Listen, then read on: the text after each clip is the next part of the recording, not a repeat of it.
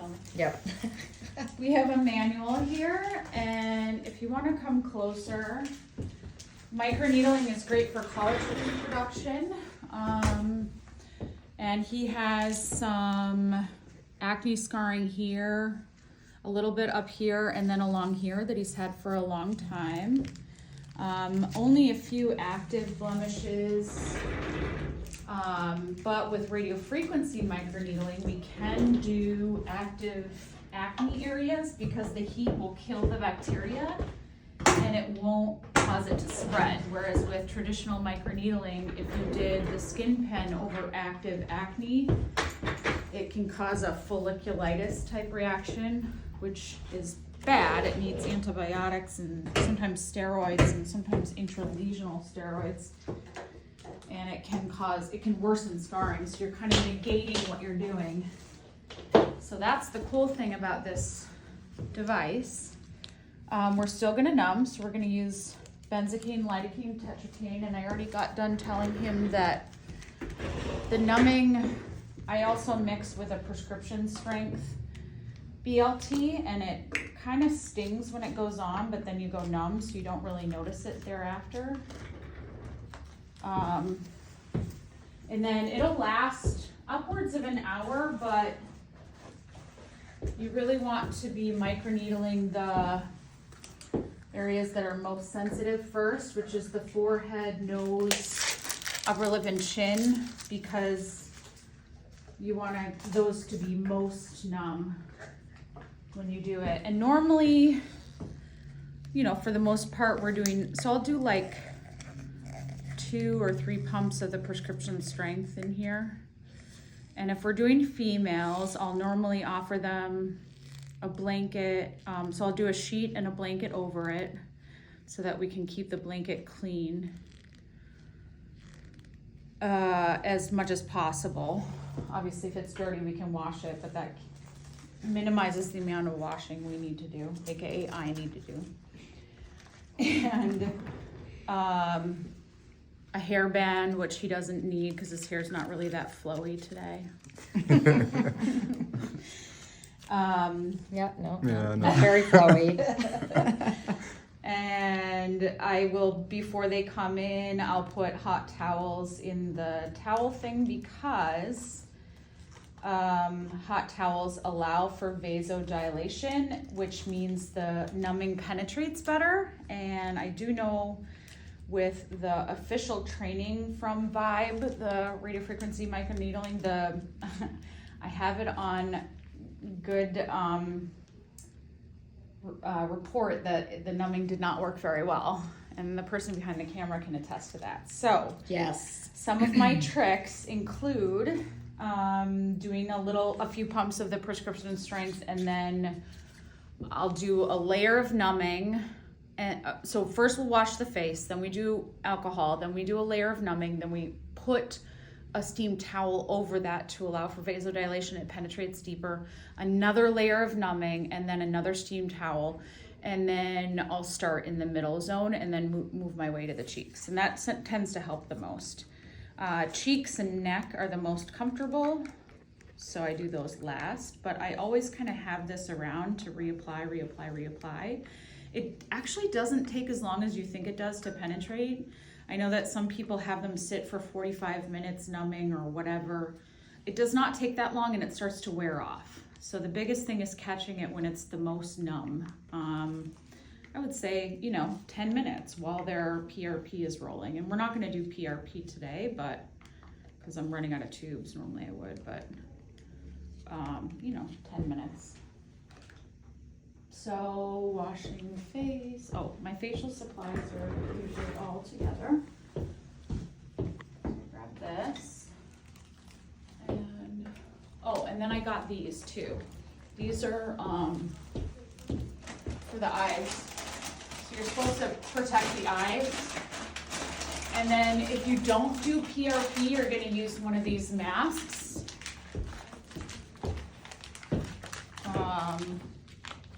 So we're gonna delve into that together because I haven't done one of those. This is the tip. And then just washing your face. face first. Of course, I didn't throw any towels. I was gonna say, did you get No. warm towels? That's all right. We'll try to get some towels in for you so you can numb appropriately. Otherwise, you might have to just take the pain. Oh. It's like, what? What? Don't worry, at least you have the good numbing, unlike me. I know. Poor Lee had not the good numbing. So obviously protecting their clothing. Only they'd have a headband. I like to have a towel by their ears because nobody likes things dripping into their ears. Obviously, if we're not using PRP, it's definitely less drippy, but just in case. I like the vitamin C face wash because it smells nice, and I know it's gonna get nice and clean. And for men, you can go right into the beard. They don't have to shave beforehand. Obviously, if they have a really thick beard, you're just going to avoid that area. But if they have a little stubble, you don't have to worry about it. And then you're limited to above. You can do the brows, especially if somebody has thinner brows and they want to promote a little bit of hair growth, because you're just microneedling PRP or whatever it is you're using into the skin. So, for example, PRP is used in hair restoration treatments, so you'll allow for a little brow growth. But if they've done microblading, you don't want to do their brows. So microneedling with radio frequency, you're combining microneedling, which is the tiny little needles going from 0.75 millimeters to 2.5 millimeters down into the skin, subdermal, so through the dermis and the epidermis and the dermis into below. And that micro injury, or those little micro channels, are then healed with collagen, type 1 collagen, which we do not make over the age of 25. So if we're making new collagen that we normally don't make, it allows for the skin to smooth out and thicken. So you'll get more of a youthful glow, you'll smooth out some of the acne, unevenness to the skin, you'll close some of those pores or minimize pores, minimize fine lines, help thicken the skin, especially under the eyes. After, a certain age, we start getting thinning skin under the eyes. And then collagen takes 4 to 6 weeks to produce. So people will notice sort of a result right away from swelling. And then, so the first day they'll be a little pink, little sensitive, little irritated. So they'll use their mild skin cleanser, avoid retinol, avoid anything with acid in it, avoid exfoliation for usually a week, but really the worst of it is while they're pink. So for a couple days. And then they can go back to their normal skincare regime, and their results will sort of quote unquote fade. But 4 to 6 weeks later, the collagen is being produced and their results kind of bounce back. So the point of doing the initiation package 1 a month for 3 months is to allow for collagen production to get to sort of that maximal visual effect. And then the degradation of collagen is slower than 4 to 6 weeks. So maintenance is 1 1/4 to maintain your results. So certainly if it's been 6 to 12 months since their last treatment, you'd want to recommend then going back to 1 every month for 3 months. But maintaining that, because the collagen lasts a little longer than it takes to produce, is less aggressive than the monthly treatments. So in between, I usually tell people do something once a month.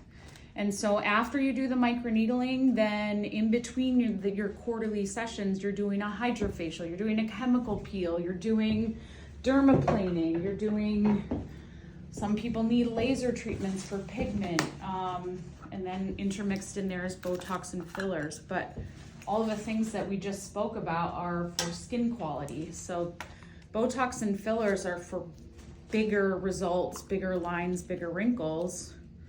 And you have to take care of the skin as well. Otherwise things don't match or look congruent. They look weird. You know, if you have a really smooth, close your eyes, forehead and don't have a ton of volume loss, but your skin has giant pores and they're all congested with blackheads and dirt and grime, it looks incongruent. It just doesn't look like it matches. So this is one of those tools in the toolbox for that. So these are the things I got recently, which are really soothing. I love them. Do you love this? We need to get a picture of him. If you want to try to roll the video and get a picture of him, he's probably gonna die. Yeah, he's gonna love this. Yeah. Can you smile again? Wait. Here, I'll get this. It's me in the background with a thumbs up. All right, so this, you know, these are new tip for every person. This device is robotic, so the machine jutting the needles in and out is very controlled, which allows for controlled, consistent healing. And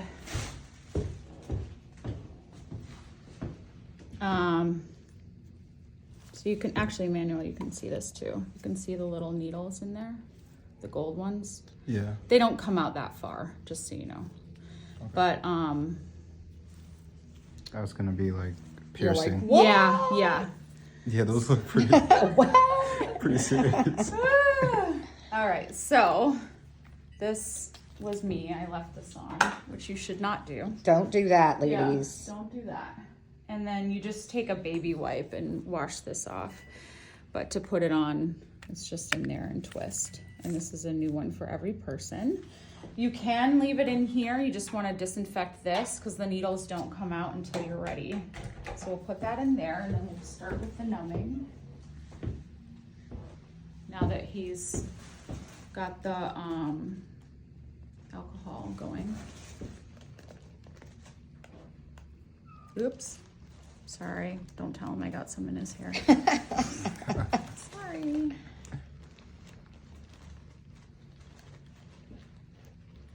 And for PRP injections, you can even do microneedling along the hairline and in the crown of the head too. So that also helps promote hair growth.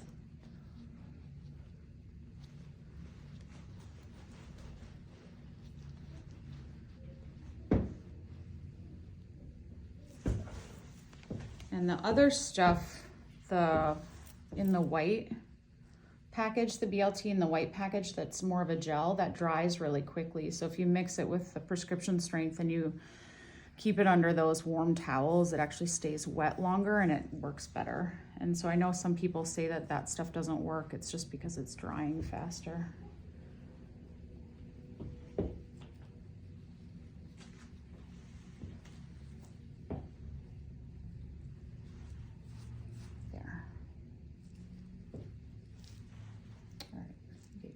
Cucumbers back.